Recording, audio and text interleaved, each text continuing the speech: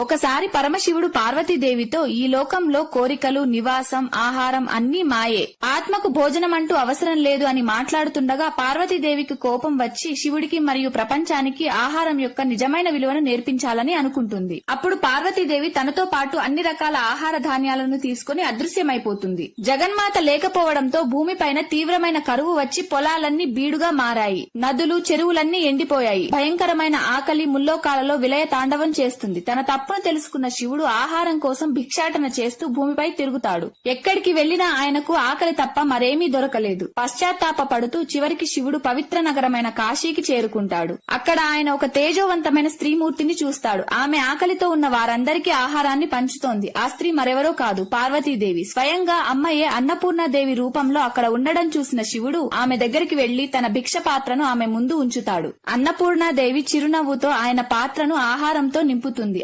ఆహారాన్ని తినగానే శివుడి ఆకలి వెంటనే తీరుతుంది. అలా సమస్త విశ్వం యొక్క ఆకలి తీర్చడానికి అన్నపూర్ణాదేవి ఉద్భవించింది. అన్నపూర్ణాదేవి అవతారం గురించి నలుగురికి తెలిసేలా ఈ వీడియోని షేర్